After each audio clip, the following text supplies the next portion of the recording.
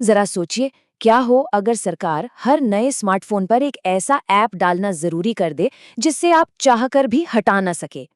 हाल ही में भारत में कुछ ऐसा ही हुआ था। एक ऐसा फैसला जिसने प्राइवेसी पर एक बहुत बड़ी बहस छेड़ दी, और फिर उतनी ही तेजी से ये फैसला वापस भी हो गया। चलिए संचार साथी ऐप के इस पूरे विवाद की तह तक चलते हैं। तो इस पूरी कहानी को हम 5 हिस्सों में समझने की कोशिश करेंगे। सबसे पहले तो ये जानेंगे कि ये अनिवार्य निर्देश था क्या। फिर देखेंगे कि सरकार का इसके पीछे तर्क क्या था। इसके बाद बात होगी कि इससे लेकर एक डर का माहौल क्यों बना। फिर हम उस नाटकीय यू टर्न को समझेंगे जब फैसला वापस लिया गया। और आखिर में इससे जो बड़े सवाल उठते हैं उन पर गौर करेंगे। तो ये कहानी शुरू कैसे हुई? ये शुरू हुई सरकार के एक ऐसे आदेश से जो दिखने में तो शांत था, लेकिन उसका असर बहुत बड़ा होने वाला था। एक आदेश जो देश की हर स्मार्टफोन कंपनी को भेजा गया था। मतलब बिल्कुल साफ था। भारत में कोई भी नया फोन खरीदा जाए, किसी भी कंपनी का हो, उसमें सरकार का एक ऐप पहले से डाला हुआ मिलेगा। अब जाहिर सी बात है, इसका असर पूरे के पूरे टेक मार्केट पर पड़ना ही था। लेकिन इस आदेश का जो सबसे कह सकते हैं विवादास्पद हिस्सा था, वो ये था कि ये ऐप सिर्फ इंस्टॉल नहीं होना था, इसे फ़ोन का एक परमानेंट हिस्सा बनाना था। एक ऐसा हिस्सा जिसे कोई भी अपनी मर्जी से डिलीट ही नहीं कर सकता। ज़रा सोच कर देखिए।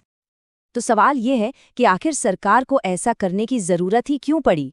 आइए अब सरकार का पक्ष जानते हैं कि उनके हिसाब से ये आप लोगों की सुरक्षा के लिए इतना जरूरी क्यों था। सरकार का कहना था कि इसका मकसद है साइबर क्राइम और टेलीकॉम फ्रॉड से लड़ना। जैसे कि अगर किसी का फ़ोन चोरी हो जाए तो उसे ब्लॉक कर सकते हैं, ये चेक कर सकते हैं कि फ़ोन असली है या नकली, या फिर किसी संदिग्ध कॉल या मैसेज को रिपोर्ट कर सकते हैं। मतलब सारी सुविधाएं लोगों को सुरक्षित रखने के लिए ही थीं। और अपनी बात को कह सकते हैं कि मजबूत करने के लिए सरकार ने कुछ आंकड़े भी सामने रखे। उनका कहना था कि इस सिस्टम का इस्तेमाल करके 7 लाख से भी ज्यादा, जी हाँ, 7 लाख से ज्यादा खोए हुए फोन पहले ही ढूंढे जा चुके थे। ये नंबर इसकी कामयाबी को दिखाने के लिए पेश किया गया था। लेकिन कहानी में एक ट्विस्ट था। एक तरफ सरकार इसे सुरक्षा का कवच बता रही थी, तो दूसरी तरफ इसका विरोध भी शुरू हो गया, और वो भी जोर शोर से। प्राइवेसी एक्सपर्ट्स, विपक्षी पार्टियां और बड़ी बड़ी टेक कंपनियां सब इसके खिलाफ आवाज उठा रहे थे।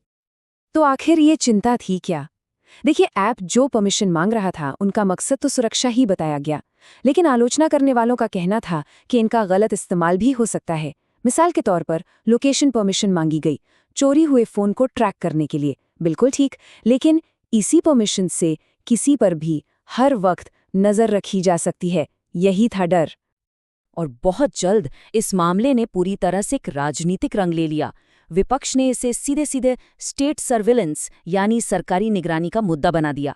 उस वक्त कांग्रेस नेता पवन खेड़ा का ये बयान उस समय के राजनीतिक माहौल को साफ दिखाता है कि कैसे इसे प्राइवेसी पर एक हमला माना जा रहा था।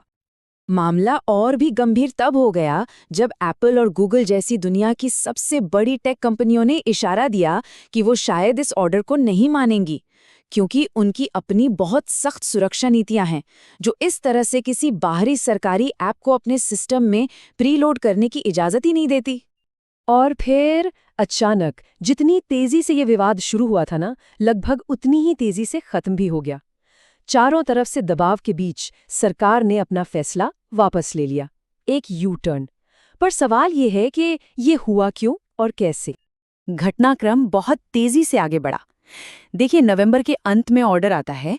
कुछ ही दिन बाद 2 दिसंबर को संसद में इस पर जबरदस्त बहस होती है, और इसके ठीक अगले ही दिन यानी 3 दिसंबर को सरकार फैसला वापस ले लेती है। मतलब पूरा मामला कुछ ही दिनों में शुरू हुआ और खत्म भी हो गया। तो इस यू टर्न के पीछे 2 अलग-अलग कहानियां हैं। सरकारी पक्ष ये था कि लोग इस ऐप को इतना ज्यादा डाउनलोड कर रहे थे कि इसे अनिवार्य या मैंडेटरी बनाने की जरूरत ही नहीं बची। लेकिन जो विश्लेषक हैं, जो एनालिस्ट्स हैं, उनका मानना कुछ और था।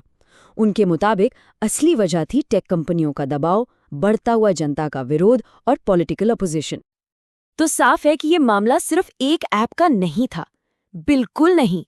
ये घटना टेक्नोलॉजी, सिक्योरिटी और हम सबके नागरिक अधिकारों के बीच के उस गहरे और हमेशा से तनावपूर्ण रिश्ते पर कुछ बहुत बड़े सवाल खड़े करती है। और यहाँ एक बहुत महत्वपूर्ण कॉन्सेप्ट सामने आता है जिसे फंक्शनल क्रीपिंग कहते हैं। इसको एक आसान से उदाहरण से समझते हैं।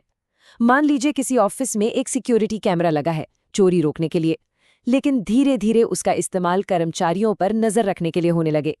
बस यही डर आलोचकों को संचार साथी ऐप से भी था कि जो चीज आज सुरक्षा के नाम पर आ रही है, कल को वो निगरानी का हथियार न बन जाए।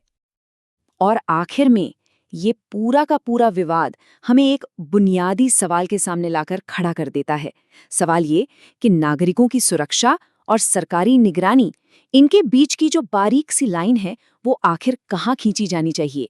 ये एक ऐसा सवाल है जिसका जवाब आज सिर्फ भारत ही नहीं बल्कि दुनिया भर की डेमोक्रेसीज ढूंढ रही हैं।